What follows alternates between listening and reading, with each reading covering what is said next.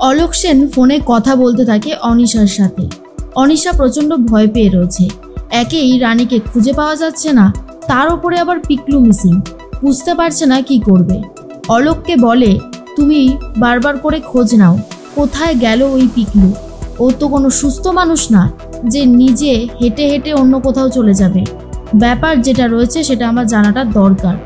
অলোক সেন বলে, আমি 24 ঘন্টা নার্সিংহোমের পাশেই, নার্সিংহোমের সামনেই আমার ছেলেদেরকে ঠিক করে রেখে দিয়েছি। এত সহজে পিকলুকে বাইরে বার করা যাবে না। পিকলু ওই নার্সিংহোমেই কোথাও একটা আছে ম্যাডাম, আমি আপনাকে বলছি, মিলিয়ে নেবেন। অনিশা বলে, যদি ও নার্সিংহোমের মধ্যেই থাকে তাহলে আমি ওকে ঠিকই খুঁজে বার করব, কিন্তু ওকে যদি কেউ বাইরে নিয়ে যায় তো আমি ওকে খুঁজে পাবো না, সেটাই আমার যথেষ্ট ডাউটের কারণ। অলোক সেন বলে, আপনি একটু অপেক্ষা করুন ম্যাডাম, আমি দেখছি কি করা যায়। কিন্তু বারবার করে অনিশা অলোককেই সাবধান করে দেয়, কারণ পুলিশের কাছে অলোকের ডিটেলস আছে। এর মধ্যেই নার্সিংহোমের ম্যানেজার এসে বলে, ম্যাডাম বলছি মিডিয়া থেকে আপনাকে ডাকছে আপনার সাক্ষাৎকার নেবে বলে। তখন অনিশা বলে, আমি এখন কোনো সাক্ষাৎকার দিতে পারবো না, আমার একদম ভালো লাগছে না, বুঝতে পেরেছ, যাও এখান থেকে। এর মধ্যেই যেই ড্রেসটা অনিশা পরেছিল সেটা যাতে পুলিশ ধরে না নেয় তার জন্য সেই ড্রেসটা আগুন দিয়ে পুড়িয়ে ছারখার করে দেয়। এদিকে অলোক সেন মনে মনে ভাবতে থাকে কি করে পিকলুকে খুঁজে বার করবে। দুর্জয়, সৌনক, রিতম আসছে আর তাদের সামনে সমস্ত খোঁজাখুঁজি চলছে।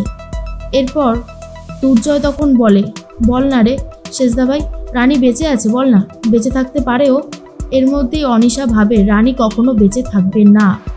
রানীর সাথে যে অন্যায়টা করেছে সেটাই ভাবছিল অনিশা। অনিশা চলে গিয়েছিল পিকলুর কাছে কুলটিতে। সেখানে গিয়েই জানতে পেরেছিল যে এই পিকলুই রানীকে একটা সময় ভালোবাসত। সেটাকেই অস্ত্র হিসেবে ব্যবহার করে দুর্জয় আর রানীর সম্পর্কটাকে একেবারে নষ্ট করে ছেড়েছে অনিশা। পিকলু টাকার জন্য এই কাজটা করতে রাজি হয়েছিল, না হলে পিকলু রানীর সংসার ভাঙার কোনো ইচ্ছাই ছিল না।